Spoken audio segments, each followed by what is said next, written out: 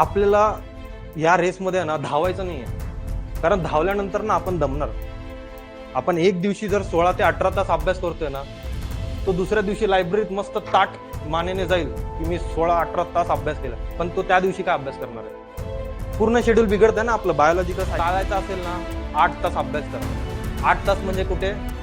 आपल्या स्टॉप वॉचवर 8 तास. मग मी 2024 ची प्री दिली, मग प्री मध्ये पास झालो, मेन्स दिले, मेन्स देऊन बघितली आणि मेन्स मध्ये जर मी सपोज फेल झालो तर 2025 ला प्री दिली परत, किंवा माझी प्रीच क्वालिफाय नाही झाली आणि मी विचार केला नाही आता माझी प्री तर झाली आहे, मी मेन्स देऊ शकतो, आणि 2025 ला मेन्स प्रीच नाही मी क्वालिफाय झालो तर काय करणार? केलं नाहीये. त्या 1 वर्षामध्ये ना आपण आपली एवढी ताकद लावली पाहिजे ना की बस 3-4 वर्ष त्या गोष्टीला लागलीच नाही पाहिजे. ज्याला 3-4 वर्ष लागतात ना तो सुरुवातीला फक्त पुणे फिरायला आलेला.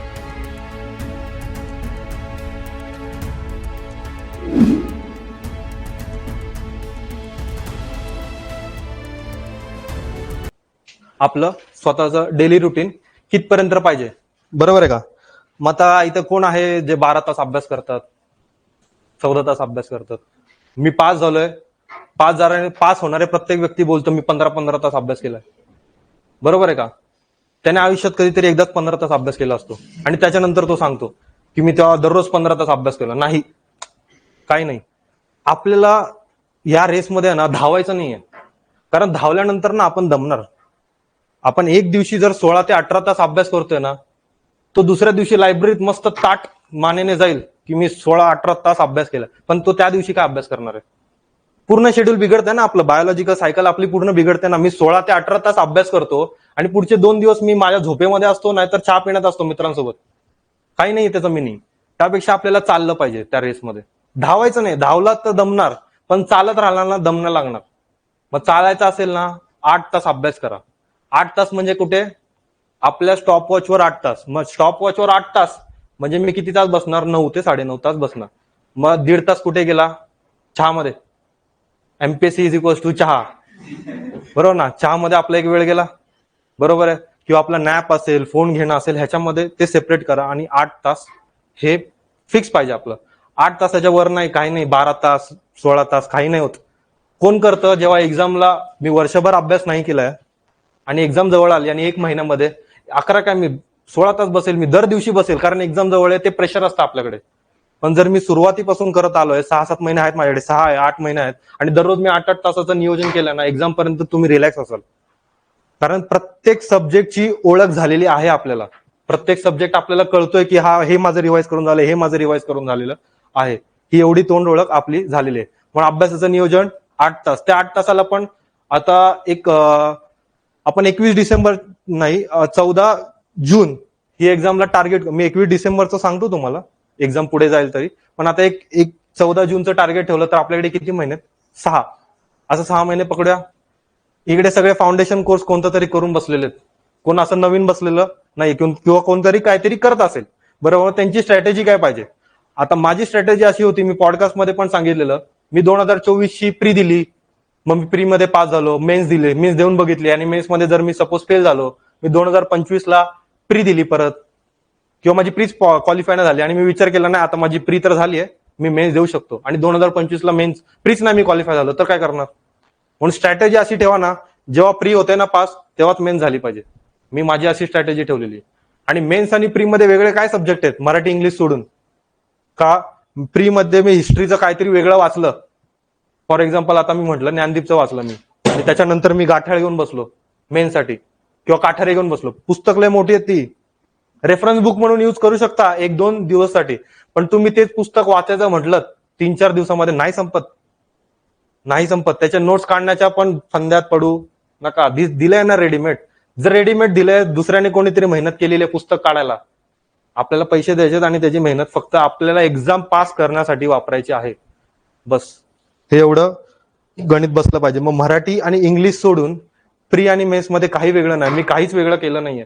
मी जे माझे प्रीचे सोर्स होते ना, तेच मेन्सला वापरलेले आहेत, आणि ते तसे झालेले आहेत. जीएस साठी करंट बिरंट सगळं सेम.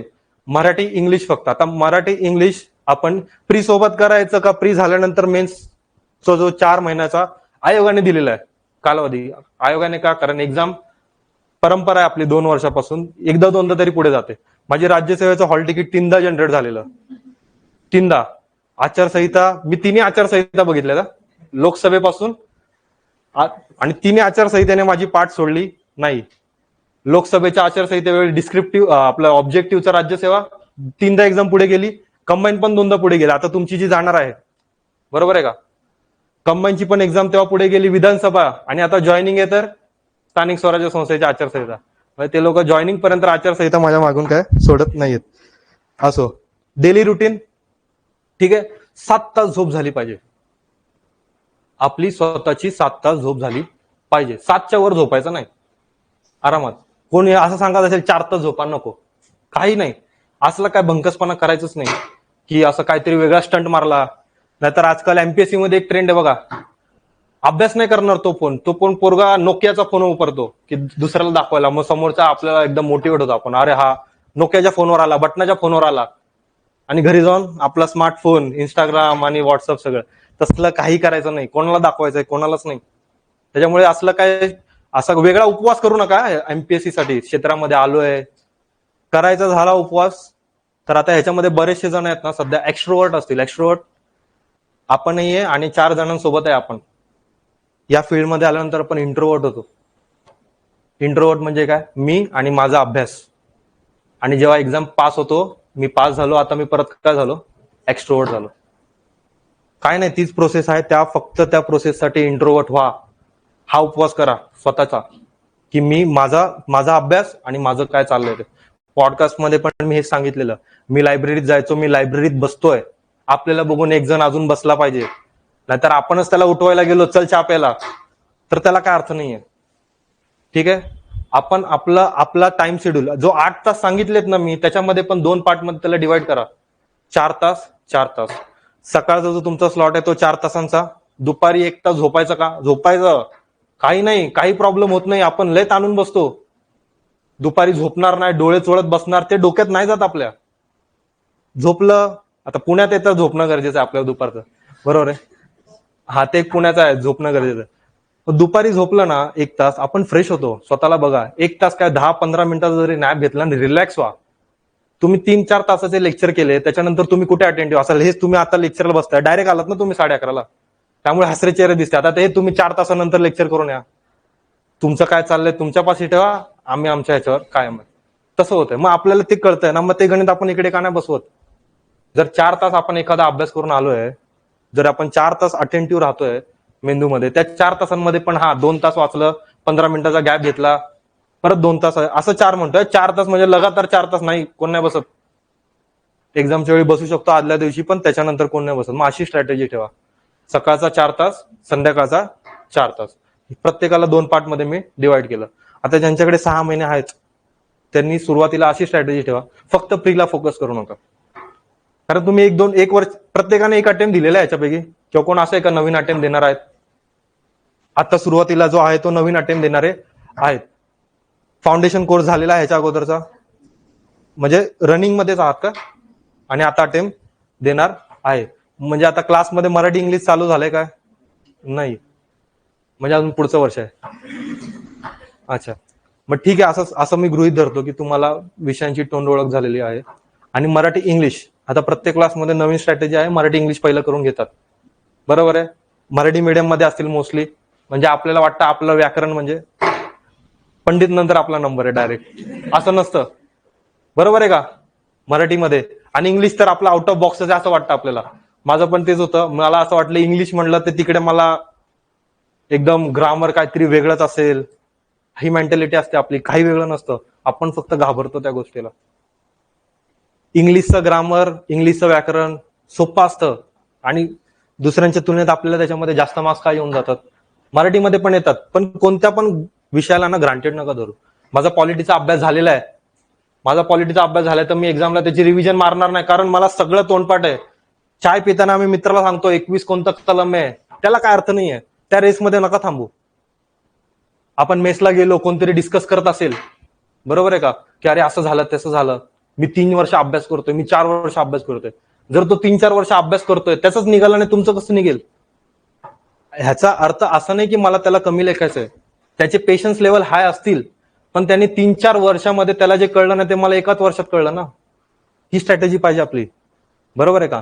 आता या फील्डमध्ये मी आता आलोय, म्हणतात की तू 2 वर्षात कसा पास झाला, सेकंड अटेम्प्ट मध्ये कसा पास झाला, काहीतरी वेगळं आहे. काही वेगळं नाहीये. त्या 1 वर्षामध्ये ना आपण आपली एवढी ताकद लावली पाहिजे ना की बस 3-4 वर्ष त्या गोष्टीला लागलीच नाही पाहिजे. ज्याला 3-4 वर्ष लागतात ना तो सुरुवातीला फक्त पुणे फिरायला आलेला. साधी सोप्पा लॉजिक आहे बघा. तो फक्त बाजूला काय चाललंय, कसं चाललंय, क्लास कोणता आहे, किंवा कोणता तरी गोंधळात असेल, तो त्याला कळायला नसेल काय चाललंय आजूबाजूला, त्याच्यामध्ये त्याचं 1-2 वर्ष जातात. त्याच्यानंतर त्याला कुठेतरी रिअलाइज होते. आपल्याला तसं नाही करायचंय. आपल्याला प्रत्येक गोष्टीचं कळलंय लॉजिक काय कसं आहे. इथे आपण मित्र बनवायला नाही आलोय, अभ्यासासाठी मित्र बनवायला आलोय, मैत्री बनवायला चालेल. ग्रुप स्टडी, प्रत्येक जण म्हणतोय ग्रुप स्टडीचा फायदा होतो. कोणाला ग्रुप स्टडीचा फायदा झालाय? कंबाईनसाठी. आणि आपण किती युटिलाइज करतो जेव्हा ग्रुपमध्ये असतो आपण त्या गोष्टीला? नाहीये, नॉनसेन्स पण आहे. ग्रुप स्टडीचा आपल्याला फायदा होतो का कंबाईनसाठी? आपलं काहीतरी वेगळंच चालू असतं. जे सिरियस कॅन्डिडेट आहेत ना, ठीक आहे ग्रुप स्टडी करतायत, पण जे न्यू कमर्स आहेत ते कसले ग्रुप स्टडी करणार? 4-5 मुलं एकत्र येऊन किंवा ग्रुप करून? नाही होत ना. आपला एक जण भेटला आपल्याला जो आपल्याशी डिस्कस करेल, आपण त्याच्याशी डिस्कस करू, आणि असा पकडा जो आपल्यापेक्षा 2 पावलं थोडं पुढे असेल, बरोबर आहे का? असं पकडा. कोण नाहीतर स्वतः निगेटिव्ह होतोय, तो समोरचा माणूस बोलतोय अरे माझं कसं होईल, हे कळतच नाही, हे सर काय बोलतोय, हा मग असं कसं, तू तुझ्या घरी मी माझ्या घरी. लगेच ऍक्शन लगेच घ्यायची. थांबायचं नाही की हा मी वाट बघतोय त्याला कसं वाटेल, काय कसं होईल. नंतर मी पास झाल्यानंतर तो मित्र बोलतो हा माझ्यासोबत बसलेला, झालं, तीच आपली अचिव्हमेंट असते, बरोबर आहे का? त्याच्यामुळे ते टाळा. असं स्वतःला रेस्ट्रिक्ट पण करू नका की मी पूर्ण हफ्त्यामध्ये पूर्ण तेच लावून धरलं. लायब्ररी जायला कोणाला आवडतं? कोणालाच नाही आवडत. मला पण आता बसवलं, मला नाही आवडत लायब्ररीत जायला, पण ती गरज आहे, बरोबर आहे का? शिक्षण घेणं प्रत्येकाला नाही आवडत शाळेत जायला, पण ती आपली गरज आहे, मग करायला लागते ना. म्हणजे करतोय ते इमानदारीत केलं पाहिजे. रात्री झोपताना आपल्याला एक सॅटिस्फॅक्शन पाहिजे की जिथे माझ्या घरच्यांनी माझा पैसा लावलेला आहे आणि मी तो युटिलाइज केलेला आहे, ते झोपताना आपल्याला आपलं कळून जातं की रात्री माझं हे दिवसाचं शेड्यूल होतं, ते मी माझं पूर्ण केलेलं आहे. आपण निश्चिंत झोपतो, बरोबर आहे का? नाहीतर मग आपण आपला टाइमपास, ते टाइमपास करायचं नाहीये. 2 वर्ष मॅक्झिमम चालतं. माझ्या सरांनी, कोळंबे सरांनी, मी अजून पॉडकास्टमध्ये पण सांगितलेलं, आमचं असं इंट्रोडक्शन लेक्चर होतं तेव्हा त्यांनी एकच सांगितलेलं, 2 वर्षामध्ये कोणती तरी एक प्री निघाली पाहिजे. जर ती प्री निघत नसेल तर आपण एक्झिट घेतला पाहिजे डायरेक्ट, बरोबर आहे का? आता सध्या एक ट्रेंड चाललाय मार्केटमध्ये की राज्यसेवेची सगळी पोरं कंबाईनला आली आहेत. तुमच्याकडे लय कॉम्पिटिशन आहे. कॉम्पिटिशन आहे? काही नाही कॉम्पिटिशन. आमच्या वेळी पण कॉम्पिटिशन होतं, त्याच्या अगोदर पण कॉम्पिटिशन होतं. नाहीतर 10 वर्ष अगोदर जो कोण आपल्याला भेटेल आपण त्याला म्हणू की तुमच्या वेळी तेवढं कॉम्पिटिशन नव्हतं, आता बघा किती कॉम्पिटिशन आहे. अरे तेव्हा त्यांच्याकडे सोर्स पण नव्हते ना तेवढे. आता आपल्याकडे सगळे सोर्स आहेत. बाहेर क्लास लावायची गरज नाही, सगळं युट्यूबवर सगळं करून ठेवलेलं आहे. 500 रुपयामध्ये, 2000 रुपयामध्ये सगळे कोर्स आहेत. मग तरी का निघत नाही? डिसिप्लिन नाही ना आपण. आपण एक हफ्ता डिसिप्लिन राहू आपल्या अभ्यासाला. आता जसं सांगितलं मी, 8 तास चालायचंय, धावायचं नाहीये. 8 तासामध्ये दुसऱ्या दिवशी आपण नाही थकत. मी तुम्हाला 7 तास झोप घ्यायला सांगतोय, दुपारची 1 तास झोप घ्यायला पाहिजे. अजून काय पाहिजे? शाळा करत असाल तरी पण एवढी झोप मिळणार नाही आपल्याला तेवढी. याच्यामध्ये रिलॅक्स काही नाही. सॅटरडे, मंडे पासून संडे पर्यंत आपण लावून धरले नाही. संडेला करा ना रिलॅक्स. कोणी सांगितलं अभ्यास करायला? करा निवांत, काही नाही. बाहेरचं पण जगा ना, की ह्या लाईफमध्ये, ह्या क्षेत्रामध्ये आलं की डायरेक्ट एकांतात जायचं नाही. मंडे रिफ्रेशमेंट वाटतं आपल्याला, कुठेतरी आपण जाऊन आलो, भेटून आलो. संडेचा दिवस ठेवा. असं प्रॅक्टिकली सगळं अरेंज झालं पाहिजे आपलं स्वतःच. ते जेव्हा अरेंज होईल ना तेव्हा बरोबर गणित निघून येईल. आता आपल्याकडे सोर्स सगळे आहेत, फक्त आपलं मॅनेजमेंट जमलं पाहिजे. माझी बुक लिस्ट अशी आहे, मी तुम्हाला मगाशी पण सांगितलं, बुक लिस्ट नाही मॅटर करत. माझं मॅनेजमेंट ते बरोबर बसलंय एक्झामचं, की हा कॅल्क्युलेशन हे डोक्यात होतं आणि ते डोक्यात बसलंय. लॉ ऑफ अट्रॅक्शन आता नवीन आलंय, होतंय का यूज? होतंय यूज. मी 6-7 महिन्या अगोदर माझा मेन्सचा स्कोअर लिहिलेला 284 मार्क्स. कसा मॅन्युप्युलेट केला? आता यावर्षी कोण, आता अजून कट ऑफ नाही लागला मेन्सचा. ज्याला कोणाला जो रँक मध्ये असेल त्याचे मार्क्स दिसतात आपल्याला, त्याच्यापेक्षा 10-15 मार्क्स कमी ठेवायचे आणि तो आपला गोल सेट करायचा. तसा मी 284 माझा ठेवलेला. मेन्सला 284.5 आहेत मला. Not a joke. का? आपण आपल्या स्वतःला सांगतोय की हा मी करतोय. हे सगळं मॅनेजमेंट तिथे बसलं पाहिजे. हे जेव्हा जुळेल ना आपोआप सगळे निघेल. नाहीतर परत आता प्रीचा कट ऑफ 65 लागेल का, 62 लागेल का, की 50 लागेल, ते आयोगाच्या कशावर आहे? पेपर सेट करण्यावर आहे. आयोग सध्या काय करतोय, इन जनरल सगळं पेपर सेट करतोय आणि तो एवढ्या फंद्यात पण पडत नाही की नंतर जाऊन क्वेश्चन कॅन्सल होतील की म्हणजे आपण रिवाइज करू. ते सरळ सरळ कॅन्सल करतोय क्वेश्चन, रिवाइज पण नाही करत क्वेश्चन की हा बाबा हे बरोबर आहे, चुकीचं आहे, त्याचा आन्सर बरोबर आहे. ते लगेच किती क्वेश्चन चेंज झालेत, 12 क्वेश्चन डायरेक्ट हॅश झालेत ना. आता राज्यसेवेला 32 क्वेश्चन हॅश झालेत. आता आपण बघितलं, आता ज्यांनी राज्यसेवेची मेन्स दिले ना, 32 क्वेश्चन हॅश झालेत जवळपास किंवा चेंज झालेत. आता 12 प्रश्न चेंज म्हणजे 12 मार्क्स मेन्सचे, 12 दुने 24 मार्क्स झाले. 24 मार्क्स मध्ये कोणाचा मेरिट वर जाऊ शकतो, कोणाचा खाली जाऊ शकतो. 12 प्रश्नांमध्ये जवळपास प्रत्येकाचे ऑन अन ऍव्हरेज आहे ना 8 ते 9 मार्क कमी झालेले आहेत. म्हणजे आयोग काय करतोय, प्री मध्ये ना तुमचा कट ऑफ हाय लागतोय, बरोबर आहे. मग त्यांना कट ऑफ कुठेतरी कमी आणायचा ना, मग ते काय करणार, हे करते हॅश करते. ते हॅश केलं तर ना तुला ना मला ऑफ कट ऑफ खाली आला, पण त्याच्यामध्ये कोणाला तरी फायदा होणार आहे, कोणाला तरी तोटा होणार आहे. फायदा झालेला मला, म्हणून मी इथे उभा आहे. 1.5 मार्क्स कमी झाले, फक्त 1.5 मार्क्स. त्या 12 प्रश्नामध्ये माझे फक्त 1.5 मार्क्स कमी झाले.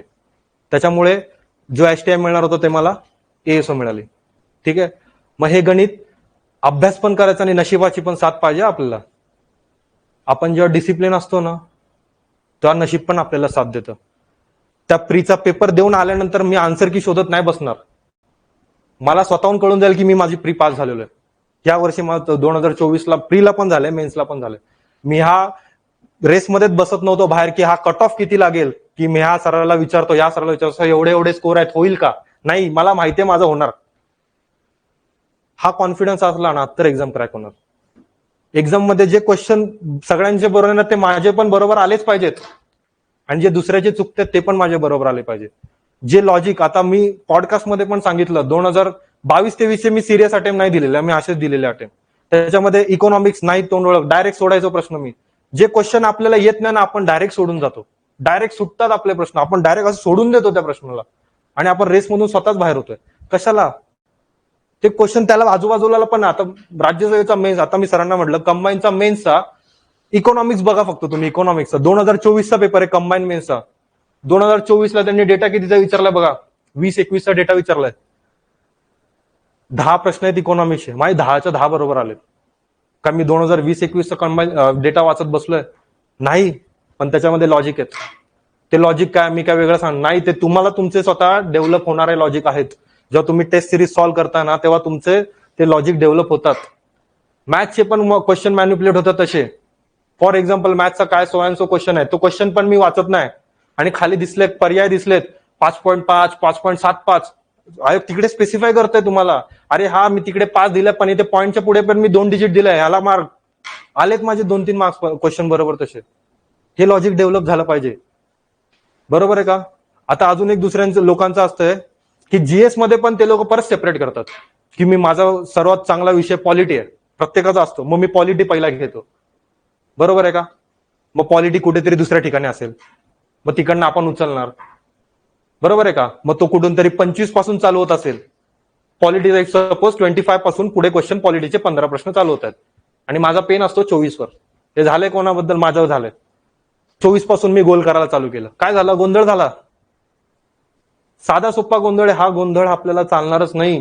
ह्याच्यामध्ये झिरो आपल्याला ते अशा चुका करायच्या, अशा चुका की माझा पेन एकीकडे, मी गोल करतोय, नंतर मला कळलं अरे मला ह्याच्यावर मला येतंय, तरी पण मी गोल केला, आणि नंतर आपला प्री मध्ये दिसलं अरे 2 मार्काने रिझल्ट हुकला.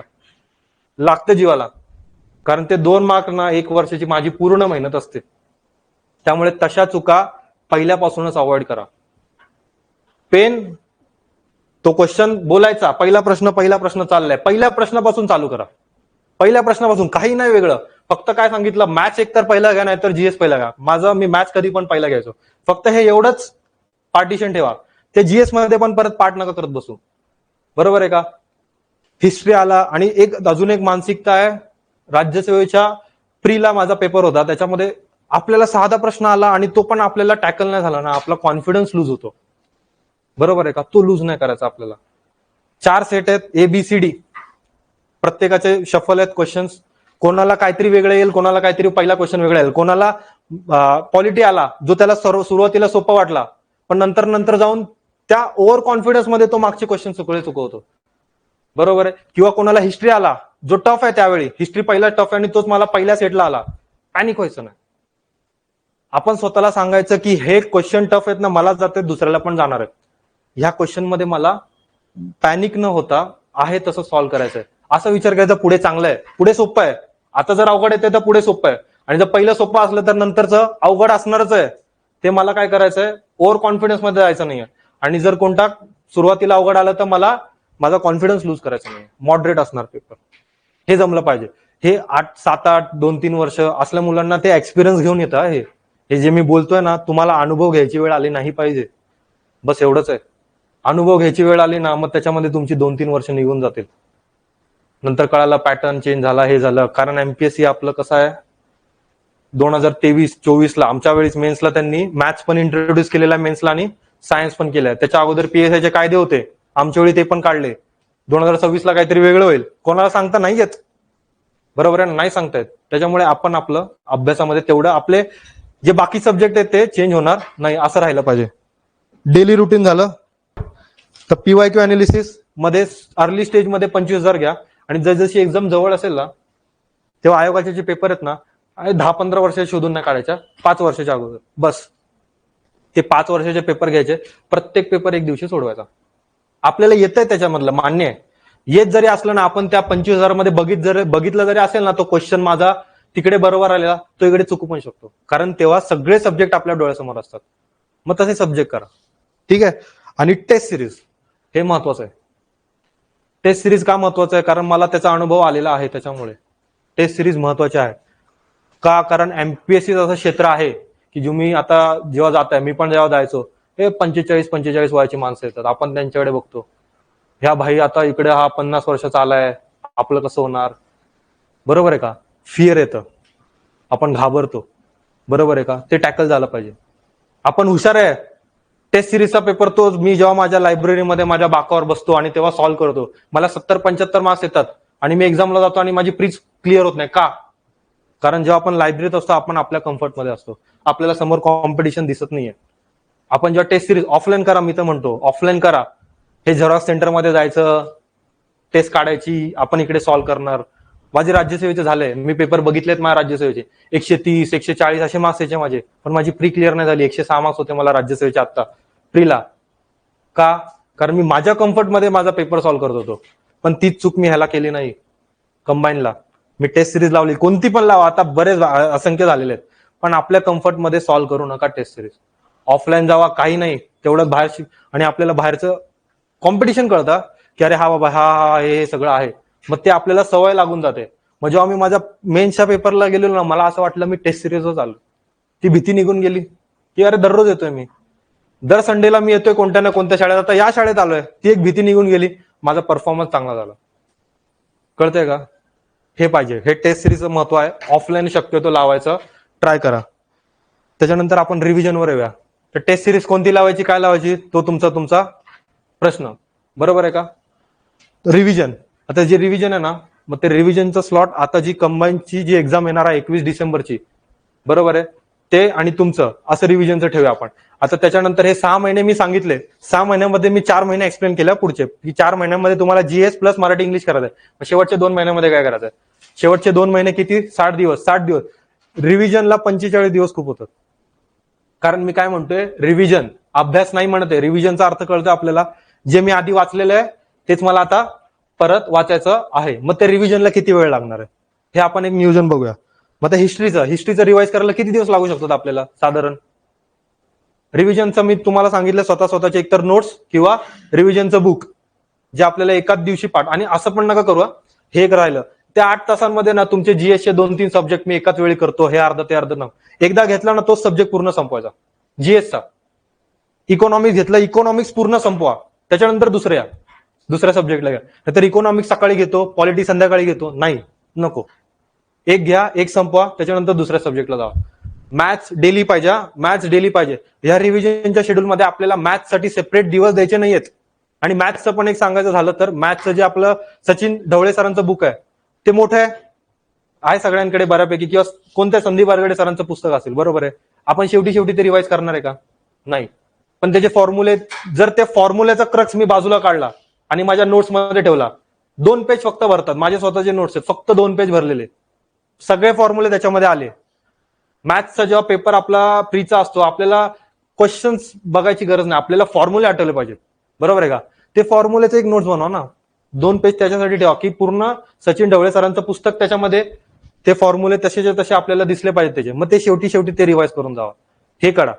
करंटच्या नोट्स काढायला सांगितलं मी तुम्हाला आणि मॅथ्सच्या नोट्स काढायला सांगितलं. कोणत्या? फॉर्म्युलेच्या. त्याच्यामध्ये एक्झाम्पल टाकायचे नाही, आपल्याला आपलं कळलं पाहिजे. फक्त फॉर्म्युलेचे. हे दोन जणांचे नोट्स तुम्हाला उपयोगी पडतील. आता रिव्हिजनचं झालं, हिस्ट्रीचे एक 3-4 दिवस देऊया आपण. हिस्ट्रीच्या समोर लिहिलं आपण 3-4 दिवस.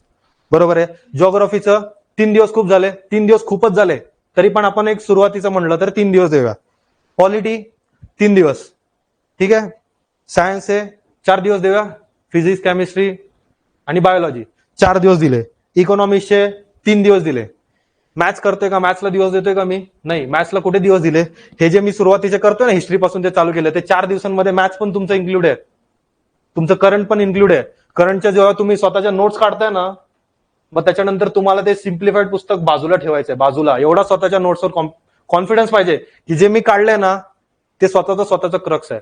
करंटचे दुसऱ्याचे नोट्स देणे, शॉर्ट काढलेले आहेत ते घेऊ नका. आपण लिहितो, आपल्याला कळतं, ठीक आहे. ते स्वतःच्या जे नोट्स आहेत ना ते ठेवा. करंटचे 1-2 दिवसात ते दररोज. आणि करंटचं पण असं आहे, रिवाइज करताना सलग सगळं करंट करायचं नाही. तर करंटमध्ये पण वेगवेगळे प्रकार आहेत ना, निधन वार्तंय कसलं, राजकीय घडामोडी झालं. जेव्हा स्वतःच्या नोट्स येतात ना 1-1, 2-2 पेजेसच्या, तर दररोज त्या गोष्टीमध्ये आज दिवसांचे दिवस दिलेत ना, तसे 2 दिवस आज मी 2 चॅप्टर केले करंटचे. अर्धा तास लागतो फक्त, अर्धा तास दिवसाचा करंट करायला. आपल्या स्वतःच्या नोट्सचा सिम्प्लिफाईड बाजूला ठेवायचं, त्याच्यातून एकदा आपल्या नोट्स काढल्यानंतर, ठीक आहे. आता ह्या सगळ्या दिवसांचं कॅल्क्युलेशन करा बरं. किती दिवस झाले? 20 दिवस झाले. केले कॅल्क्युलेशन मी, बरोबर आहे. हे कोणत्या रिव्हिजनला? जी माझी रिव्हिजन लेंदी जाणार आहे, लेंदी रिव्हिजन आहे माझी, त्याला किती दिवस लागतात? 20 दिवस. किती रिव्हिजन करायचे? 3 रिव्हिजन करायचे. 3 किती रिव्हिजन करायचे तुम्हाला एक्झामच्या अगोदर? 3 रिव्हिजन करायचे. आपल्याला कळतच नाही रिव्हिजन कधी चालू करू. बरोबर आहे का? रिव्हिजनचा वेगळा प्रकार आहे आणि तुमचा स्वतःच्या अभ्यासाचा वेगळा प्रकार आहे. मग रिव्हिजन कधी चालू करायचं? 45 दिवसांच्या अगोदर. मग 45 दिवसांमध्ये कसं? पहिल्या रिव्हिजनला किती दिवस लागले? 20. दुसऱ्याला 15. मग 15 दिवस कसे? जेव्हा तुम्ही एक रिव्हिजन कराल ना, तेव्हा दुसऱ्या रिव्हिजनला तुमचा टाइम रिड्यूस होतो, कारण तेच वाचलेलं असतं ना. हिस्ट्रीचे जिथे 4 दिवस लागतात तिकडे 3 दिवसांवर येईल. जे जिओग्राफी 3 दिवसात जाते 2 दिवसांवर येईल. पॉलिटी 3 दिवसात जाते 2 दिवसांवर येईल ना. किती रिड्यूस होईल? 15. सब्जेक्ट किती आहेत? 7. 7 पैकी किती पकडतो? कारण मॅथ्स आणि करंट दररोज चाललंय, बरोबर आहे. 15 दिवस 5 सब्जेक्ट, 3-5 15. दुसरं रिव्हिजन चाललंय. पहिल्या रिव्हिजनच्या पुढे किती लिहिले? 20 दिवस. दुसऱ्या रिव्हिजनच्या पुढे किती दिले? तिसऱ्या रिव्हिजनच्या पुढे किती लिहू? 10. जमतंय का 10? एका दिवशी एक सब्जेक्ट 2 दिवस. होईल का वाचून? होतो. हिस्ट्री वाचून होतो. इकॉनॉमिक्स एका दिवसामध्ये मी वाचलेलं आहे. मी वाचू शकतो तर तुम्ही का नाही वाचू शकत? पॉलिटी रिव्हिजन नोट्स, रिव्हिजन म्हणतो रेफरन्स घेऊन बसायचं नाही, तर समाधान महाजन घेऊन बसलो 10 दिवस तेच वाचतोय नाही. आणि रिव्हिजनच्या वेळी आपले सगळे सब्जेक्ट झाले पाहिजेत, वाचून झाले पाहिजेत. आपल्या ज्या सब्जेक्टला कॉन्फिडन्स आहे ना, तरी पण ते एकदा डोळ्या खालून गेलोय. 10वीचा पेपर असतो, 10वीचा पेपर देतो आपण, कोणत्याही सब्जेक्टला सोडतो का आपण? प्रत्येक गोष्टीचे जेव्हा आपल्याला रिव्हिजन होतं त्याच्यानंतर आपला एक कॉन्फिडन्स असतो की सगळं वाचून झालेलं आहे माझं. तेव्हाच एक्झामला जातो ना की नाही हे माझं तेव्हा येत होतं, माझं आन्सर बरोबर येतं, मी आता ते वाचणार नाही. सेम तेच आहे ना. रिव्हिजनच्या वेळी सगळे सब्जेक्ट वाचून झाले पाहिजे, करंट पासून ते मॅथ्स पर्यंत सगळं कव्हर झालं पाहिजे. 20, 15, 10 किती दिवस झाले? 45. किती रिव्हिजन बसतायत? 3 रिव्हिजन मध्ये प्रत्येकाला कळेल ना, बरोबर आहे का? मग हे 45 दिवस. मग ते 4 महिन्यांमध्ये काय करा तुम्ही? इंग्लिश मराठी 6 महिन्यांचं शेड्यूल सांगितलं. आणि ज्यांची आता 21 डिसेंबरची एक्झाम ती थोडी पुढे जाईल. 45 दिवसांचा मला वाटतं स्लॉट मिळेल. फेब्रुवारीमध्ये काहीतरी चाललंय एक्झाम घ्यायचं, जानेवारी किंवा फेब्रुवारीमध्ये, बरोबर आहे का? म्हणजे 45 दिवसांचा स्लॉट बसेल. काय ते 11 तारखेला युपीएससीची एक्झाम आहे ना काहीतरी, ती मध्ये येते. आता तुमची एक्झाम 2दा पुढे गेले. मी 3 वेळा, मी काय म्हटलं 3दा ऑल तिकीट जनरेट झाले. किती? आमच्यासारखं भाग्य आमचंच आहे. 2024 पूर्ण एमपीसीच्या हिस्ट्रीमध्ये सर्वात हायस्ट कट ऑफ लागलेले आहेत. राज्यसेवापासून गटपर्यंत सगळ्यांचे हायस्ट कट ऑफ लागलेत, बरोबर आहे का? तुम्ही एकदम सेफ मध्ये आहात. आताशी 2दा गेले, आपल्याकडे एक चान्स आहे. पण तरी पण 45 दिवसांचं हे नियोजन स्वतः पाहिजे. बरं, पहिली रिव्हिजन, दुसरी रिव्हिजन, तिसरी रिव्हिजन. आता हे जे पहिली आणि दुसरी रिव्हिजन आहे ना, हे सब्जेक्ट तुमचे तुमचे कसे पण घ्या, पहिलं हिस्ट्री घेतलं, नंतर जॉग्राफी घेतलं, पण जे शेवटचे रिव्हिजन आहे माझी, शेवटच्या 10 दिवसांची रिव्हिजन आहे, त्याच्यामध्ये मला तो सिक्वेन्स पण मॅटर करतो की मी सुरुवात कशापासून करतोय. फॉर एक्झाम्पल फॅक्च्युअल माझे जे कंटेंट आहेत ना, इकॉनॉमिक्स, पॉलिटी, हे मी सुरुवातीला घेऊ शकतो का 10 दिवसांमध्ये, म्हणजे 9व्या आणि 10व्या दिवशी चालू केलं, मी विसरणार ते एक्झाम पर्यंत, कारण डायरेक्ट फॅक्ट्स आहेत ना, ते डायरेक्ट असे जे तसे मला उद्या एक्झामला जाऊन करायचंय. बरोबर आहे का? माझं तुम्हाला मी काय सांगतो, शेवटचे जे 10 दिवस आहेत ना, त्याच्यामध्ये कोणते सब्जेक्ट कधी घ्यावे, माझं सांगतोय, तुम्ही तुमचं बघा. ठीक आहे, बघा हे बरोबर फॉलो होते का. तर शेवटचे जे फायनल रिव्हिजन आहे त्याच्यामध्ये कोणते सब्जेक्ट कधी कधी घ्यावे. मग पहिला सब्जेक्ट घेतला म्हटलं तर मी तुम्ही 9व्या आणि 10व्या दिवसांसाठी घेणार. तो एक सब्जेक्ट 2 दिवस होतं म्हटलं तर झालंच पाहिजे आणि होतं. मग पहिलं तुम्ही कोणत्या सब्जेक्ट पासून चालू कराल. हिस्ट्री एक्झामच्या आदल्या दिवशी करू शकतो का. नाही, हिस्ट्रीचा खूप विचारायला आहे, खूप म्हणजे खूप विचारायला. करा ना हिस्ट्री चालू. हिस्ट्री आपण इतिहास विसरतो का आपण कोणाचा, कधी नाही विसरत. मग इतिहासाने चालू करा ना. बरोबर आहे का. इतिहासाला पहिला दिवस घेतला 9वा 10वा, आता मी रिड्यूस करतो. त्याच्यानंतर कोणता आपण जॉग्राफी घेऊया. जॉग्राफीमध्ये फॅक्ट्स पण आहेत पण आपण विसरत नाही. बरोबर आहे का. कळसुबाई आपण जाऊन पण आलो त्या डोंगराला आणि आपण अजून आयोग पण त्याच डोंगरावर आहे. बरोबर आहे का. मग आपण विसरत नाही, मग जॉग्राफी देऊ शकतो आपण. बरोबर आहे. हिस्ट्री नंतर कोणता घेतला मी, जॉग्राफी घेतला. जॉग्राफी नंतर कोणता घेतला मी, सायन्स घेतला. बरोबर आहे का. सायन्सला किती 2 किंवा 2.5 दिवस. केमिस्ट्री आणि फिजिक्स एका दिवसामध्ये वाचून होतं. बरोबर आहे. शेवटी एक्झाम आल्यानंतर 8 ते 10 तास तुमचे तुम्ही करा, पण एका दिवसामध्ये फिजिक्स केमिस्ट्री वाचून होतं. आणि हे पण बघायचं प्री नंतर मेन्सला ते काय काय डिसीज वगैरे आहेत ते मेन्सला नाही आहेत. बरोबर आहे का. झूलॉजी त्याच्यानंतर असतं ना काय काय, ते पुढे काय काय चॅप्टर मेन्सला पण नाही, पण आपल्याला ते नंतर कळतं. प्री देऊन आल्यानंतर मला कळालं अरे ते नव्हतंच आणि मी वाचत बसलेलो. ठीक आहे, मग ते एक अवॉइड करा. बायोलॉजी 1.5 दिवसांमध्ये होता. 1 दिवस मी नाही म्हणतो, आपण शक्तिमान नाही. 1.5 दिवसांमध्ये होतं बायोलॉजी वाचून, पहिल्यापासून शेवटपर्यंत. टॉपिक कोणते घ्यायचे, जे मेन टॉपिक आहेत ना माझे, ते एक्झामच्या मी असं जवळ जातोय ना. स्ट्रॅटेजी काय, जशी एक्झामच्या मी जवळ जातोय तसे माझे फॅक्च्युअल कंटेंट लगेच बसले पाहिजे, म्हणून त्याला मी कमी दिवस दिले पाहिजे. मग बायोलॉजीचे असे चॅप्टर घ्यायचे जे येतील नाही येतील. आता भस्के सरांचे पुस्तक त्यांनी जे नवीन अपडेट केलेलं आहे, रंगीत वगैरे माणसं आहेत त्याच्यामध्ये, इव्हॉल्युशन वगैरे चॅप्टर टाकलेत. काय तुमचं सायन्स पण बघा. आता सायन्स ते लोक स्टेट बोर्डवर नाही थांबलेत, आता ते लोक एनसीआरटी या पुस्तकांपर्यंत आलेले आहेत तुमचे, कारण त्यांनी मेन्शन काय केलेलं आहे, जनरल सायन्स. जेव्हा मेन्सला कसं आहे माहितीये, मेन्स सोपी काय माहितीये का, कारण आपलं त्याचं सिलेबस आहे ना त्यांनी लिहिलं आहे, त्यामुळे ते त्याच्या बाहेर जात नाही. पण हे जनरल सायन्स म्हटलं तर त्यांचं जनरल सायन्सचं पुस्तक एवढं मोठं असेल ना, आपलं छोटं भस्के सरांचं जरी असलं तरी आपल्याला कुठे कळणार आहे. ठीक आहे, त्याच्यामुळे सायन्सचं पीवायक्यू बघणार तुम्ही. जे डिसीज वगैरे असतं ना, प्लांट डिसीज हा कोणता, ह्याचा कारक कोणता आहे, एजंट कोणता आहे, ते रिपीट होतात प्रश्न आणि आपण ते क्वेश्चन सोडतो. सुरुवातच त्यांच्यापासून करायची. प्लांट्स क्लासिफिकेशन, अॅनिमल क्लासिफिकेशन, एकदा नाही कळलं, दोनदा नाही कळलं, पण कळलंच पाहिजे. हे असं झालं पाहिजे, कारण आत्ताच्या ट्रेंडला ते प्रश्न पडतातच आहे. मग आपण ते गोष्ट अडॅप्ट केला पाहिजे. ठीक आहे, मग final revision history, geography, science, eco आणि पॉलिटी स्विच करू शकता, कारण इको मध्ये पण फॅक्ट्स आहेत आणि पॉलिटीमध्ये पण फॅक्ट्स आहेत. बरोबर आहे का. आणि हे फॅक्च्युअल क्वेश्चन मोस्टली काय 1 लाईनर आहेत, इकॉनॉमिक्सचे आहेत ना. असं काय वेगळं काय, राज्यसेवेचा पेपर आणि ह्याचा पेपर जरा डोळ्यात का, त्यांनी अशीच राज्यसेवेला 2 तास दिलेत का रे. जीएसचा पेपरला 2 तास असतात ना तिकडे, सकाळी एक पेपर संध्याकाळी एक पेपर. 2 तासामध्ये त्यांना काय पाहिजे, तुम्ही ह्याच्यावर विचार करा मग आन्सर लिहा. ह्याच्यामध्ये तुम्ही वाचा आणि डायरेक्ट आन्सर लिहा, विचार करायची गरजच नाहीये. हा कंबाईनचा पेपर आहे, कारण का टाइम 60 मिनिटं 100 प्रश्न. जमतंय का गणित, जमतच आहे. माझा स्वतःचा 97-98चा अटेम्प्ट आहे, जमलंच पाहिजे ते. आणि एक्झामला गेल्यानंतर पण मी असं सुरुवातीचे अटेम्प्ट असतात ना, आपण एक इमानदार माणूस असतो. म्हणजे फॉर एक्झाम्पल कोण पेपर आल्यानंतर ते ठेवते आणि मधलं बघतो. आपण नाही, मी तसलं नाही करणार, मी एकदम इमानदार आहे. एक मिनिटाचं पण तिकडे महत्व असतं. कोणाची लक चांगली असली की सुरुवातीला इकडून गोळा करणारा तो मास्तर असतो, तो शेवटी इथपर्यंत पोहोचतो. नशिबाचा पण फॅक्टर आहे एक्झाम क्रॅक करताना, थोडा तो फॅक्टर आहे. पण नशीब केव्हा साथ देतं, जेव्हा आपण प्रामाणिक असू. आपण प्रामाणिक आहे, नशीब आपल्याला साथ देणार, हमखास देणार. मग त्यासाठी आपल्याला ते राहायला पाहिजे. मग final revision history, geography, science, economics, polity आणि डेली मॅथ्स आणि करंट. आता जी फायनल रिव्हिजन आहे ना, त्याच्यामध्ये तुम्ही मॅथ्सला डेली देऊ नका. का? कारण तुमच्याकडे नोट्स रेडी आहेत तुमच्या. ज्या किती पेजच्या आहेत? दोन पेजच्या बनणार. 2 पेजच्या बनणार. 1, 2 मागे पुढे म्हणजे असे 4. बरोबर आहे. फक्त जे करंट आहे ना ते हाफ असं करत राहा. कारण करंट एका दमात करू नका, नाहीतर एकदम जाम होऊन जातं आपलं डोकं. का? कारण जे सिम्प्लिफाईडचं पुस्तक आहे त्याच्यामध्ये ते लोकांनी काय काढलेलं आहे? सिम्प्लिफाईडचं जे पुस्तक आहे त्याच्यामध्ये ते मागचं पुढचं काहीतरी रेफरन्स देतात ना आपल्याला, आणि आपण जे आपल्या नोट्समध्ये काढतो ते काय असतं? एकदम फॅक्ट असतो तो. आपण सारखा आपला फक्त फॅक्ट्स आपलं डोकं हँग होतं. त्याच्यामुळे करंटचं करताना स्टेप वाईज 10 दिवसांमध्ये 20 चॅप्टर असतील, दर दिवशी 2 चॅप्टर झालं. That's it.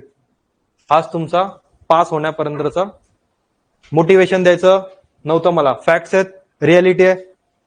काहीतरी प्रॅक्टिकली मी काहीतरी घेऊन आलोय तुमच्या समोर, काहीतरी अंदाज येतोय. बरोबर आहे का? कळतंय का? अवघड नाहीये. सगळं तुमच्या समोर आलं ना. तर काय तुम्हाला फायनल रिव्हिजनला कोणते सब्जेक्ट घेण्यापासून, फायनल रिव्हिजन किती दिवसांचा असावं, 6 महिन्यांचा गॅप असेल, किती वेळ असावं, काय सगळं तुमच्या समोर आहे ना. मग तुम्हाला मांडलं पाहिजे ना. लायब्ररीमध्ये आपण जे चिपकवतो ते आपण खरंच कधी बघतो का? नाही बघ, कधीच नाही बघत. मी पण लय चिपकवलेले आहेत. हे ते दुसऱ्याच्या सीटवर बघितल्यानंतर आपण हँग होऊन जातो. अरे काय चिपकवलंय, खतरनाक माणूस आहे. कितवी मेन्स आहे? 3री 4थी. मग पहिल्या दमात का नाही निघालं? हाच तर प्रॉब्लेम आहे ना. कळतंय का? मी पण तुमच्यासारखा 1-2 वर्ष अगोदर इथे बसलेलो आहे आणि त्याच्यानंतर इकडे उभा राहिलेलो आहे. तुम्ही पण उद्या जाऊन माझ्यासमोर असे उभे राहणार आहेत. राहणार ना, राहिलंच पाहिजे.